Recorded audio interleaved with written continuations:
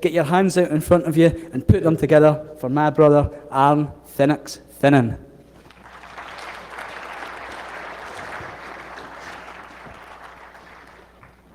I'm kind of worried now. He's built me up. Shit. Hi, guys. I guess you know that I'm FinnX, of the awesome welcome that I got there. So, can you guys hear me okay? Because I just sound tinny. No, you can't. You want me to speak louder? What is this English you speak of?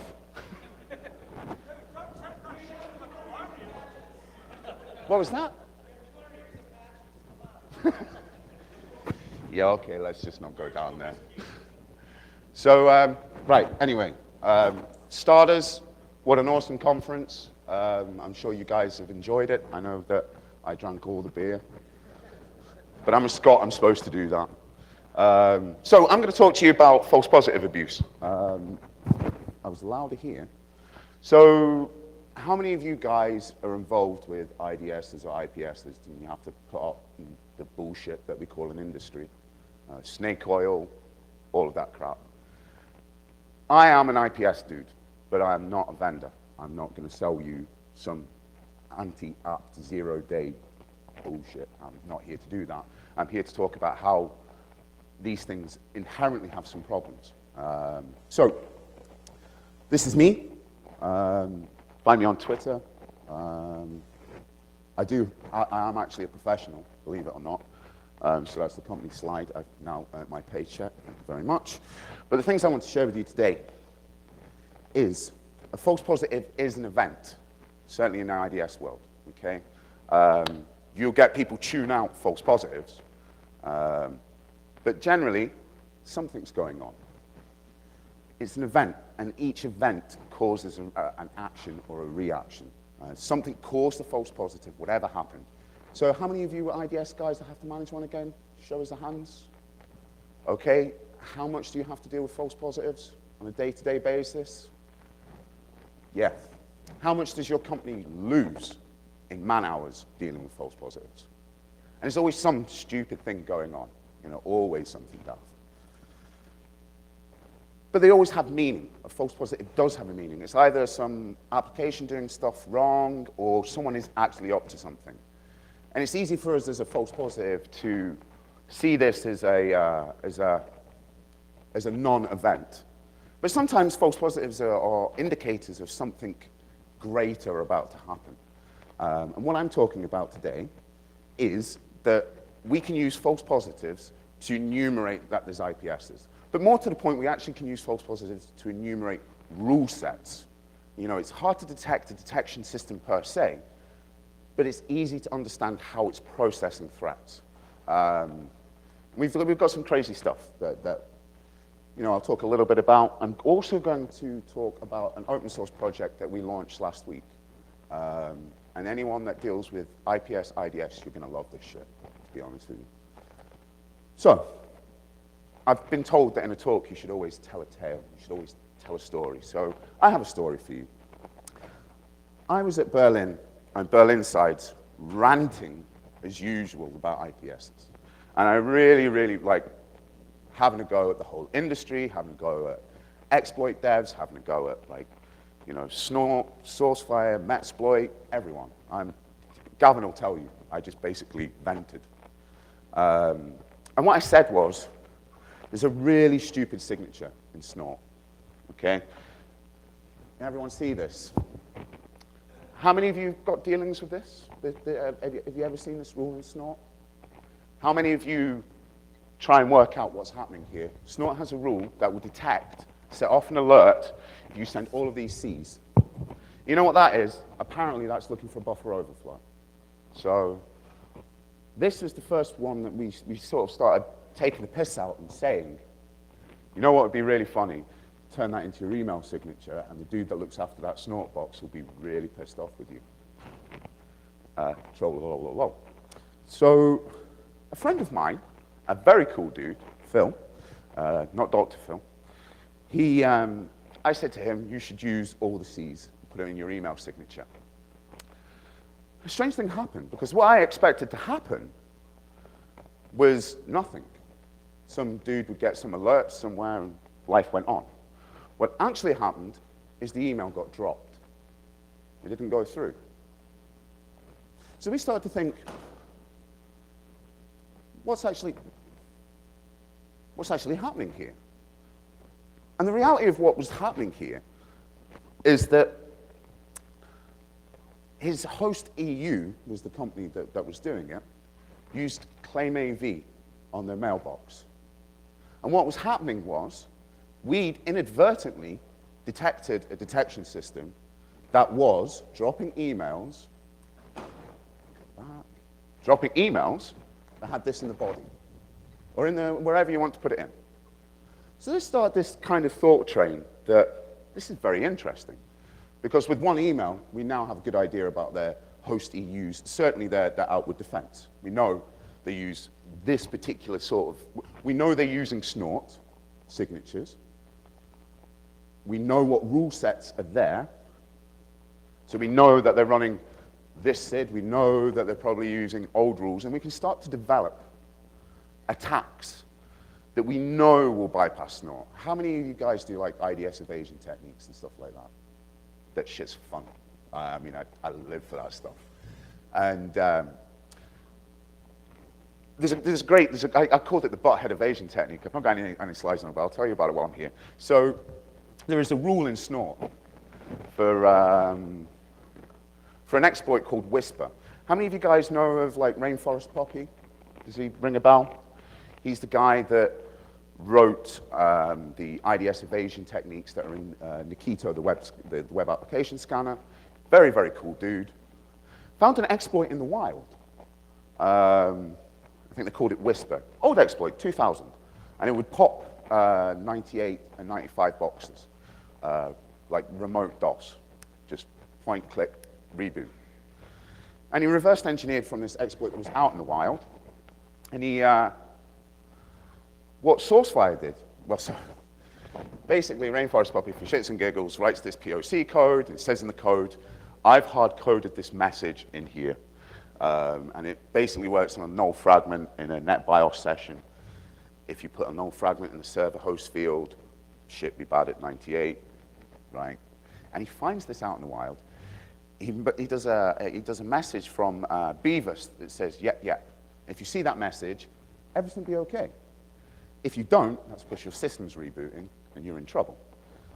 So what SourceFire did, or sorry, Snort did, was they didn't write a rule that looked for a null fragment in the server host field of a NetBIOS session.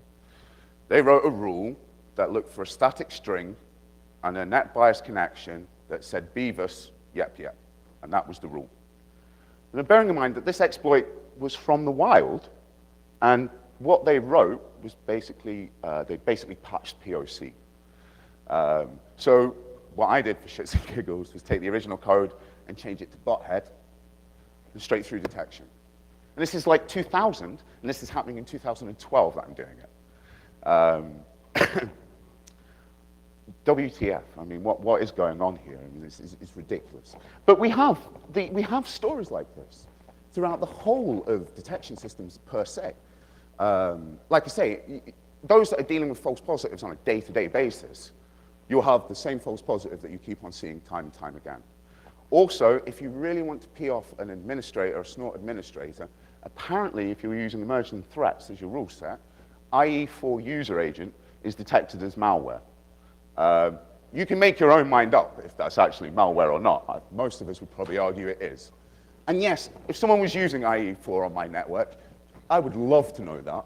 I would imagine that's important stuff. But sending me an alert is a misdiagnosis, to say the least. So, back to where we are. My little transgression, sorry. So what we were able to start working out was that host EU, we weren't able to really detect that they were using an intrusion prevention system. What we were able to detect was the signatures that they were using. So we know that we could start A, being a real pain in the ass, because we could just put a load of false positives in an email and really annoy someone and just keep on sending the email time and time again. But for us to detect this defense, it wouldn't really work for us because we'd need to call someone up to get the email. But what we did start thinking about is, if I use a fake parameter on a URL,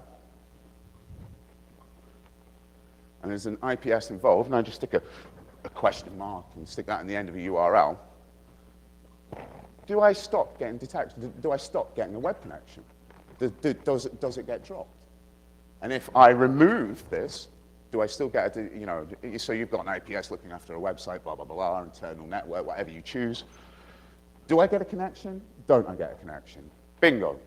We've now spotted something that you shouldn't have been able to spot. And for this, for shits and giggles, once I get there, I wrote this, which is nothing special in any shape or form, but what it is a user agent that has a number of known false positive strings. And if anyone's dealt with Snort inline, you'll see that in its metadata, it will tell you if you alert or drop, or both. So we were able to now, these are just 8 that I picked off the top of my head.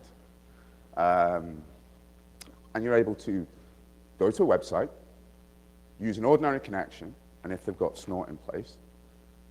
For shits and giggles as well, just while I'm thinking about it, do you know if you go to Facebook with one of these false agent strings, these false positive strings, you'll get about 60 false positives. Every URI request will have like all the A's, everything. All the pictures, all the HTML, the CSS, any script, any favorite icon, all of this stuff. Can you imagine how much of a pain in the ass that must be for the dude that has to look after that? So yeah, some people are not very popular with me. But yeah, I mean, this is available on my website. Hit me up on an email, I'll give you that. You probably want to look at these things a little bit more in depth. But what we're able to do now is we're able to use, I'm able to detect protocol normalization in Snort. Pro tip for you, Snort inline, doing protocol normalization, the time to live less than 5, it will rewrite that packet and make 8 every time. So we can send out a packet with a TTL of like 4, and if we see it become 8, bingo, Snort inline's working. We know you're there. So we can start to do some hinky stuff. Snort used to have like a big problem when it came to streams. So how many of you know about like maximum segment size in TCP? This enables you to specifically change, to manage the size of a maximum segment. So you can say, it's a bit like MTU, but specifically for TCP, basically. And interestingly enough, how you could use an evasion technique that basically reset the MSS value, made it smaller, but Snort would only work on the MTU value, and it wouldn't be able to reconstruct the segment size. It was blind to that, basically. Almost like protocol ambiguities. And we see those in a lot of evasion techniques over the years. The protocol, you see if you get an RFC, and you see where it just isn't clear about what to do, that will be an IDS evasion technique. I can guarantee you now, because the minute that you let an implementer make their own mind up, it's going to be different from an other implementer that made their own mind up. An example of this is in TCP, massively in TCP. How Windows reconstructs a TCP stream, or reassembles a TCP stream, is inherently different to how Linux will do it. So what I mean by this is stuff that are, like how it handles overlapping fragments is massively different in Linux than it is in Windows. And using these sort of things, we would call this an insertion attack. We can make the IDS system see one thing, but we know that it will reassemble in a different way. And an old insertion attack that shouldn't work. If your systems let this go through, you need to call your vendor. One of the old insertion attacks used to be invalid checksums. So you could make a whole picture appear to an IDS system, but the minute that an invalid checksum hit an internet router, those packets would be dropped. The IDS would reassemble it, and it was the way that you were able to. Now, your IDS should not be falling for that one. That's old, very old. That's like 96. The first papers came out about that. So yeah, I mean, that's interesting. But the problem with like false positives is that if I send a couple of, so I spoke to a few people here earlier on. How many of you deal with false positives? Yeah, we waste a couple of man hours a week with it, blah, blah, blah, blah, blah. See if I sent you 30 false positives in an hour. Would that actually factor in your thinking process as the guy that's managing it? You'd be like, I deal with 25,000 false positives a day. What's 30 between friends? But for me, I can work out if you're using protocol normalization. I can work out how Snort is reassembling stuff for me. I can work out what rules you have and you don't have. With about 30 PCAP files, just replay that. I don't actually even need to do an attack. I can just replay 30. Anyone that's played with TCP replay will tell you that running TCP replay, you can run 300 or 400 attacks in a second. Bump. I mean, I can literally run 3,000 to 4,000 attacks against Snort in less than a second just using TCP replay. There is a product that came out from a vendor. I'll not talk about the vendor because obviously I'm very respectful. They have a product called Evader, StoneSoft. How many of you guys have heard of this product? How many of you, none of you are with StoneSoft, I hope. But it is the worst way that you could possibly be testing an IDS system. Inherently, it is not scientific, it's completely fucked up, and all the shit be old on top of that. So for years, well not for years, for about 18 months, you had StoneSoft talking about advanced evasion techniques. I'm sure you've heard that term from them. They like to promote that, and that's cool. They reserved maybe 100 odd CVEs and then didn't disclose any information about them. We responsibly disclosed to other vendors. So what is an advanced evasion technique? It turns out an advanced evasion technique is more than one evasion technique. You would have seen that coming, eh? So for starters, there's an interesting paper, I can't remember the full title of it, but it's called like the Achilles heel of detection systems. And they make an argument about if you use more than one IDS evasion technique, the chances of you being detected increase massively. Because if you think about we need shit to detect, the fact that you are doing more things. So an example would be Snort will detect any segment size under 128 byte. 128, it will make a detection. And it will go, oh, I'm sure you've probably dealt with this before if you've dealt with false positives. You're going to see an alert come up, a stream 5 alert, and go, oh. One of the default settings in Evader is to make packets about 8 bytes long, which will always set off Snort, always set off Snort. But the problem with something like this is that you have a web control panel, you press buttons, and you press the taps, and it's not very scientific, though. I mean, you've basically got a web application. That's not really how I want to test stuff. So my advice would be, A, using something like that, you can't guarantee a recreatable test. And we are supposed to be scientists when it boils down to it. I am supposed to be able to turn around to a vendor and say, this is what I did, this is how I did it, this is what I expected to see. You can't really do that with Evader. Evader lets you take captures. And my suggestion would be, if you're testing an IDS system, that you will take capture traffic and replay that. Because that can guarantee you recreatable tests. You can't do that with Evader. But it's cool. It is nice that we have a product there that tests 164 advanced evasion techniques. I mean, fair enough. I mean, most of the evasion techniques are with MS-0867. If you're not detecting that shit, you really are something wrong with you. Although, surprisingly as well, a different story, there was a point where I could take MS-0867, source file Snort was only detecting the version that came out of Metasploit. And Metasploit has a particular network quirk when it comes to DCE RPC traffic. And I can tell you within about 2 frames that's come out of Metasploit. And it doesn't work. The natural way of doing things doesn't work in Metasploit in this. It's It's one of these things that we don't talk about because Metasploit's the tool of champions. We all love it, blah, blah, blah, blah, blah. But I was able to take the original MS0867 and get that straight through Snort with only a shellcode alert. Didn't detect this 4-year-old mature exploit that we've seen time and time and time again, and it was lazy science. The beautiful thing is they wrote a report that's not available on their website anymore, I don't know why, which was a 10-page document about how awesome they were. Zero-day protection, they called it. And if anyone that knows MS0867 will know that it's vaguely similar to MS06040. Looks very, very similar. So when they ran their exploit from Metasploit, it picked up MS0867 and misdiagnosed it. But that was zero-day protection. Call me old-fashioned, but if your job is detection, getting a misdiagnosis doesn't account as a win. That's what you're paid for. That's your function in life.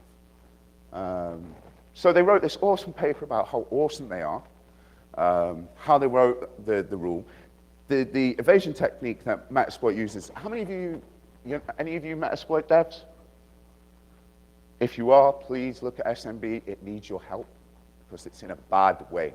How many of you used MS0867 on a pen test or demo or anything like that? How many of you have run that? Right?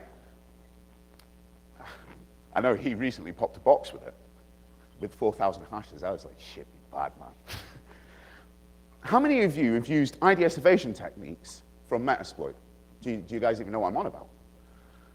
By default, Metasploit uses 2 IDS evasion techniques by default. You didn't even choose to turn them on. Call me old-fashioned again, but if I'm going to use IDS evasion techniques, you best be, I'm telling you that I'm using IDS evasion techniques. You don't turn it on for me. And they have this thing that basically, anyone that knows about like DCE-RPC or MS-RPC or whatever they want to call it this week, there is a, I can't remember the term, a transaction named pipe that is used in the initialization of an SMB traffic. So HD discovered that a way of forcing an endpoint to process code that wasn't in a normal way of doing things. Hang on. So he turned it on by default, didn't tell anyone, and ever since then, you've all been running that on your boxes without realizing it. This network quirk, this particular network quirk that is only found in Metasploit, and did turn up in Evader somehow. I don't know how that happened. But yeah, the IDS, if you ever go into Metasploit and like show evasions, you'll see a list of evasions that you can use on an exploit. That turned up. And this transaction named pipe, the proper way of establishing a connection just doesn't happen in Metasploit. You can't make it work. Now, you can imagine the poor tester that's sitting there going, I've tried, you would think by default the unevaded way would be turned on by default. Naturally, that's what we would think. And you run it, you get shell, woo, get root, die trying, yay, pop to box. Let's try this show evasion stuff. Oh, look, let's try this transact way of doing stuff. Exploit fails, yeah, the IDS evasion technique doesn't work. Well, actually, no. The evaded technique works, the unevaded technique doesn't. And what Snorter did was wrote a rule that particularly detected this particular network. And it's very, very interesting. I've done a talk recently about it. It's a lot of fun. So yeah, I mean, static strings are a nightmare. But when we look at how patterns work in detection systems, in reality, what we see is stupid rules like this. If I stick this, most of these, all of these, any IP traffic on any port, external to internal network, will set off an alert. In fact, the metadata, if you're using Snort in line, will drop the connection. Any of these. I can stick a fake parameter, you're going to get an alert. I can stick this into a body of an email, you're going to get an alert. I can just be a dick and just constantly put these out there. You know? And how are you supposed to tell that I'm being a malicious user or I'm planning an attack? How do you tell? And the problem with false positive abuse is, you see false positive abuse, it's a legitimate attack. And there's 2 aspects that you need to think about in false positive abuse. A, you don't trust your IDS system anymore. How many of you actually trust your detection system? Probably not a fucking bit.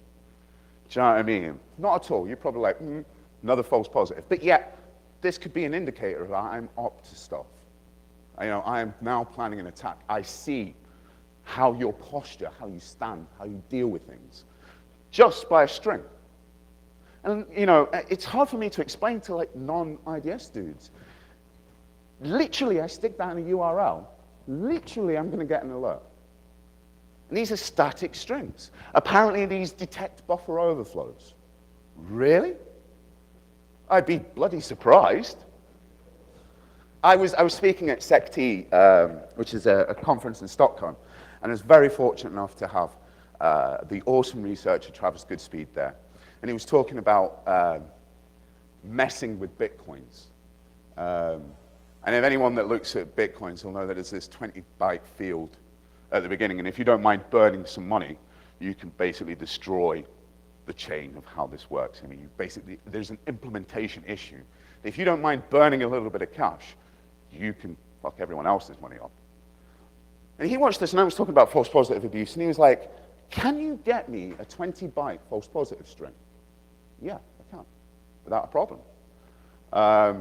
So he's looking at putting one of these false positives into bitcoins. How much fun is that going to be? Every time a bitcoin is generated, it's going to set off an alert on your network, or your AV is going to delete your money. Beautiful. Nothing to do with me, of course. I'm not responsible for that. I take no liability for anyone else's research. But yeah, this is another example of snort at its best.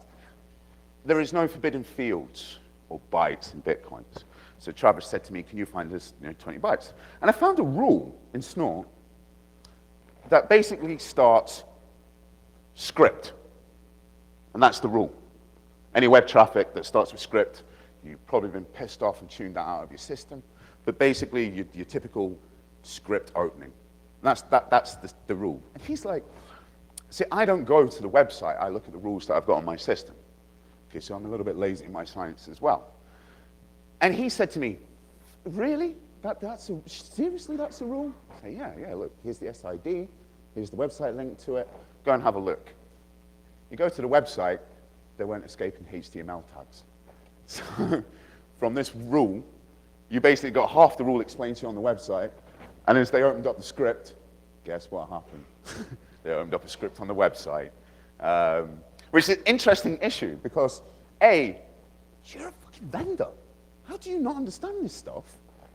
And secondly, wow, what the best persistent XSS ever. I mean, imagine delivering an XSS via snort rules. How beautiful is this as a concept?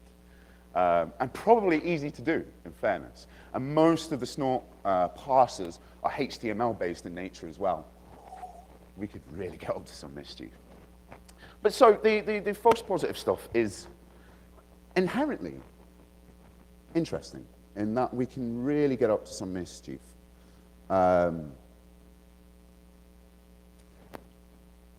like I say, are you going to notice 300 false positives in the 25,000 a day you're dealing with? Probably not. I, on the other hand, am going to start to understand what things are going on. And what I'm trying to get across is that you need to go and make the business argument to your managers saying, we need to focus someone on looking at false positive. A false positive is always a true positive in the fact that something is triggering an event. And if we don't understand why that event has been happening, someone else might know something about us that we didn't want them to know. And if you don't watch that, I mean, the issue with false positive abuse as well is that the tried and tested, the validity of the system is in question because you don't trust the system anymore. Imagine the legal argument when you turn around and say, we've proved we've got a hacker. Yeah, but you had 25,000 false positives that day. Please tell me again how you are sure that this was the guy that did it. Please. You can't. So if you're not watching for false positives, someone else might very well. And really, we can term this as almost like a reaction leakage. That we have control of a situation that makes something happen. You know, someone said to me, oh, I'd love to be able to reverse engineer signatures in IPSs. And we would have to hook a debugger up to the memory, we'd have to do this, and we'd have to do that. Actually, no. We are in control of what comes in. So we can start to reverse engineer signatures very easily because we know what triggers it. We know how MS0867 is detected. So we can work out which part of that stream is setting an alarm off. You know, we don't have to hook it up to a debugger. We know we are in control of A. So we always are going to be in control of B and C in that scientific process. If we know what goes in and we see something go out, then we can start making educated guesses. But the problem with this is that how do you get rid of the pain that is false positives? And you know what? You don't. I'm not going to give you a good story about how we should do X, Y, and Z, because there is no way to eradicate false positive abuse. You know, I hear about anomaly detection systems. Yeah, cool. The problem with anomaly detection systems is what's normal versus abnormal. So you drop your anomaly detection system onto a network that's probably virused, backdoored, and all of that stuff. And you know what it'll do? It will alert when the backdoor isn't working anymore. Because it's different. That's the abnormal behavior. Anomaly detection systems only work if it's on a clean network before it starts. But if you're compromised, how do you know it's not a dirty network? You just don't. False positive abuse, at the end of the day, you will always have false positive abuse. There is no way around it. If you write sloppy signatures, which, let's be honest with you, we write sloppy software. Of course we write sloppy signatures. I mean, it's about getting it out, ready to ship. We've got detection. Yeah, you've got bad detection. The SourceFire guys, I love them to bits, and I pick on them because they're an open source sort of nature. Nothing but respect for them in the end. I know it sounds like a beat on them hard, but in my opinion, the Snort dudes, your proper commercial vendor needs to be doing better than the Snort guys. Because these are basically people in their own time. Of course the commercial system should be better. But it doesn't always work that way, does it? Unfortunately. GrrCON is a fantastic project, by the way. If anyone's looking for IDS and want to play about with, there is a distribution called Security Onion. You can roll out an IDS system in about 25 minutes. Have it updating, start playing with evasion techniques, using with Metasploit. Surprisingly, though, on another note, Metasploit is very easy to detect, hugely easy to detect. We could probably together write maybe 30 or 40 rules that would probably just detect Metasploit. Then we could stick that in a box, and we could become another vendor. And that would be awesome. We've got 0-day protection, because we detect Metasploit. Yeah, not the bad guys, unfortunately. You get to test a pen tester, because that's all we know. But what I'm trying to say is that with false positives, you need to start monitoring them. You need to understand what is happening. And if you don't, this is where it all goes wrong. Doug Burke from Security Onion said to me, be kind and rewind. Do you have this, you know when you used to rent videos? And they always had the be kind, rewind. And what he's saying in detection systems, storage is cheap. Why are you not keeping hold of streams? Why are we not storing these? You know why? Because we suck. And we don't do it. And he's absolutely right. We should be keeping a hold of this data for at least for a certain amount of time so that we can start to analyze what threats going on. I mean, how many of you chase down false positives in IDSs? Really? You tick a box. So yep, there it is again. We have no idea why it's happening. It's happening for a reason. It didn't happen for no reason at all. I mean, it's science. It's a computer, for Christ's sake. It only does what you tell it to do. So yeah, spend some time looking at false positive abuse. If it is not involved in your, if it's not involved in your day-to-day investigation, then please tell me, because I'm going to start to be able to gauge what you're up to, because you just ignored me and signed me off. False positives, in the end, are actually, let's be technical about it, true positives. They detect, you know, that there's something happening. But most of you guys will tune out or sign off on a false positive that you don't understand why it happened. all of these penetrations that we've seen across the board, these famous networks getting done, you know, Sony, you bet your ass there was an IPS in place that didn't fucking detect. But no one calls bullshit on that. That's bad Sony, bad security, bad this, bad that. Never mind probably the multi-million-pound worth of system there, you know, and all the vendor and all the bull. But in my opinion, I can use false positives in a way that you probably feel uncomfortable with. And it's even just to be an annoyance. I mean, you can see people in here wince when I talk about false positives because I know your pain. I feel it. You know, I see what you guys have to go through. I spoke to a guy that literally deals with 25,000 false positives a day. How on earth are you supposed to be able to, in your spare downtime, manage that? You can't. So you need to go back and make that business argument back at work and say, please, give us an intern, give us a junior, give us something that we can at least, you know, let's not spend any more money on metal, let's spend a bit more money on skin. And let's move forward and let's actually look at this stuff. You should always, obviously, the whole validity, how a system detects, making you nervous about how that works is to my advantage. Because you're just going to tune shit out, or you're not going to believe your system. And when it tries to tell you that there's an alarm going off. How many of you have seen, I was fortunate enough to see Jason Eastreet talk in London recently, and he was telling me about how they had an indicator of an attack. They thought it was a false positive, and they tuned it out. 2 months later, they were breached. The alarm, it did its job. It did tell them. You just didn't understand the context of what that alarm is. And I wonder how many times you guys have signed something off and it actually really be a true positive. No, you just didn't understand it. So I wanted to spend a little bit of my time talking about an idea that we've had, that we are running out, and it's around. So here's that one more thing, that Columbo moment. So what have I been up to? Well, I've been making friends, obviously. I've been speaking to a lot of people. And when I started for my company, they said to me, so I started predominantly as research to do a bit of testing for them. You know, you have to pay the bills. And they said to us, what can you do? What research can we get as a company? And I thought they were expecting a white paper. And unfortunately, I did that stupid thing of telling them actually what I thought we needed, which ended up me having a lot more work. And next time I will learn just to shut my mouth. But I've been talking to people about how screwed up this whole industry when it comes to detection actually is. How many of you have had to look at the sales literature when someone says to you, what IDS should we get for work? You know, you don't have an answer. So you have to go and deal with that whole PR machine that we call an industry.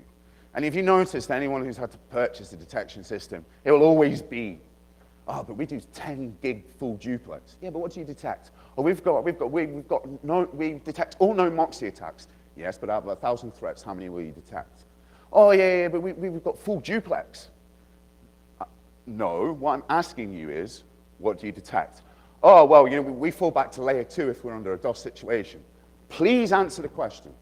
No, you won't get an answer. How many of you have had to deal with this? Have you ever got a straight answer about actual detection in a detection system? And you still brought it. There is no choice, it's there. I've heard people tell me that IPS is dead. Really? Because they seem to be deployed everywhere. We don't call them IPS now, though, do we? We call them next gen. Or we've got another TLA we'll call them. We'll call them unified threat monitors and blah, blah, blah, blah, blah, blah, blah. Do you look at streams? Do you detect? You're a detection system. Job done. But the problem is that the industry is pretty screwed up because you can't get a straight answer at all. And people hate the IDS industry because they can't get a straight answer. And the knock-on effect is whatever we try and do. I mean, probably people didn't come to this talk because they went, oh, IDS dude again. Do you know what I mean? I mean, that's the reality of it, because everyone calls bullshit on what we do. And I promise you I wasn't going to try and sell you anything. I lied a little bit. There's not a product here, so don't worry. But enough's enough now. It's about time, as an industry, we've let them get away with using terms that mean nothing to us. We've got full duplex. No, we want to know what your detection is. So enough's enough. So work asked me what we can do. And I said, what we really need is an open source testing methodology. Because surprisingly, every time I go to a conference and rant about this stuff, people would come up to me and say, oh, that's awesome. I'd really want to test our system. Is there something I can download? And actually, no. Sorry. You should think about it, but you can't download a testing guide.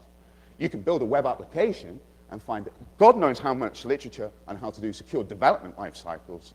But actually, these things that have been around since like 1972, detecting governments and all of this sort of stuff, not an open source testing guide for them. Wow. Didn't we just really drop the ball there, in my humble opinion? So I said to work, what we really need is a testing guide. More than a testing guide, what we actually need is an organization that isn't a vendor, that is purely about, I mean, the great example that we have is OWASP. You know, we can't argue against OWASP, how it's helped web application development. You know, yes, it has its issues.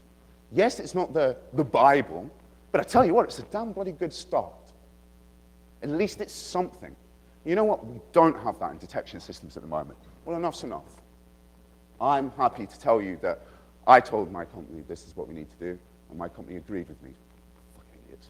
But they basically said, yeah, you're right. We do need an open source organization that looks purely about detection, that we can have a freely available testing guide you can come down. And I think that's important. And proper documentation. I spoke to a number of people about this recently. You know, the amazing... So, famous thing with OWASP, OWASP top 10, right?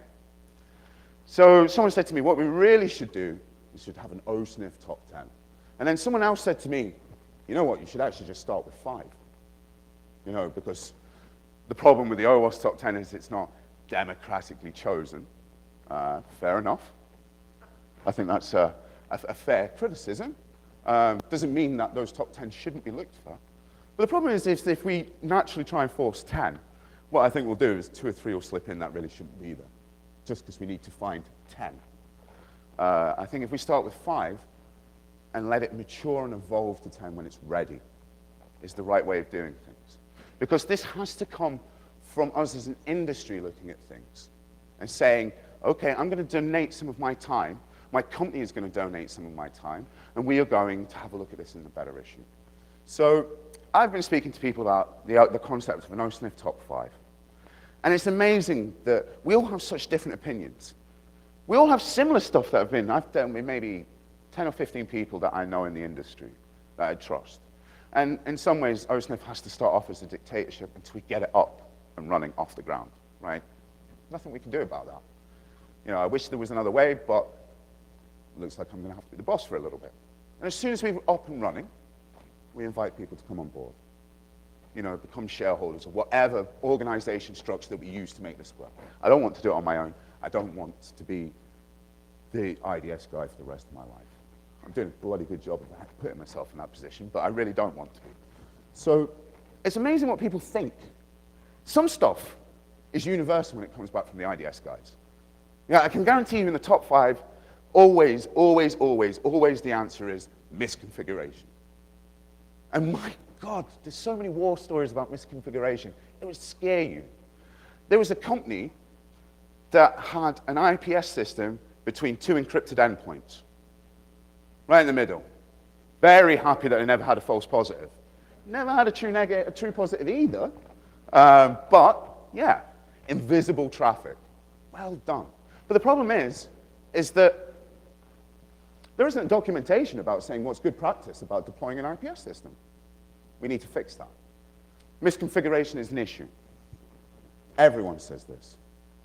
Another thing is a pre-deployment checklist. And nearly everyone universally tells me what we need is some guide that tells us what we need to look out for before we put a product in place. Okay. Deployment guidelines. This is another thing that people keep on talking to me about. How do I best roll out an IDS system? To be honest with you, there's no universal way. I think as a community, we've done it with web application. We can apply what we've learned from OWASP and those organizations, and we can deploy it to the snake oil-filled industry that takes money off us constantly for poor performance. We can take some ownership. Because if we don't do it, who the fuck is? And as I say, people worrying about misconfiguration. One of the things that's quite clear is that a testing guide shouldn't tell you what tools to test. It should tell you how to do something. It should be a methodology. If your organization decides that they're going to pay some man-hours to an organization to test a particular part of a methodology, so be it. It's not a document's place to tell you how to do business. So OSNF needs to be a documentation product. Individual organizations need to make their own mind up about how, if they're going to buy a product to test blah, blah, blah, blah, blah. It works in OWASP, it should work in OSNF. This is, surprisingly, the domain name. There's nothing on there apart from a holding page right now. There is a Twitter account that's OSNF Project. Nothing on there yet. I've been speaking about this for a month. I haven't been home in God knows how long. So in October, we'll start to get some more movement. And what I would ask is that anyone who is interested, please come and grab me, send me a tweet, send me an email, anyone, any involvement. Let me just rant some shit at you and say, well, I actually think this, I actually think this, I actually think that. Because I need people to feedback on how we're going to move forward with this. Because this is going to happen. And I would love your guys' input.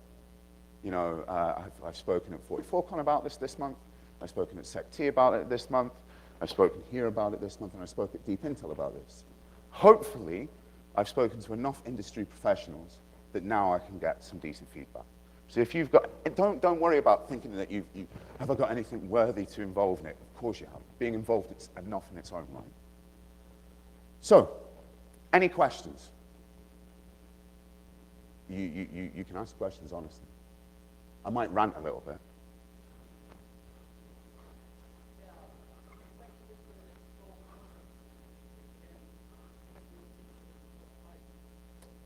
False positive abuse.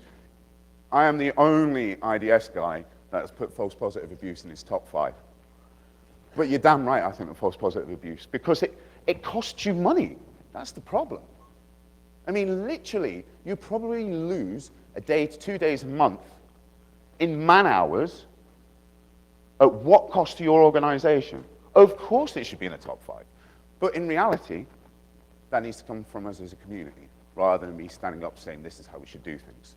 So I personally, in my top 5, would put false positive abuse. But as an industry, you either shout me down or not. Any other questions? Do feel free. Anything about either false positive abuse or OSNF? Well, guys. Oh.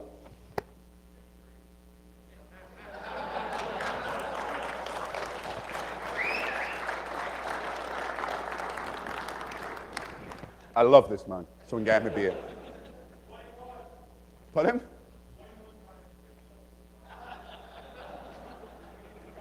You'll not be a geek at all, will you?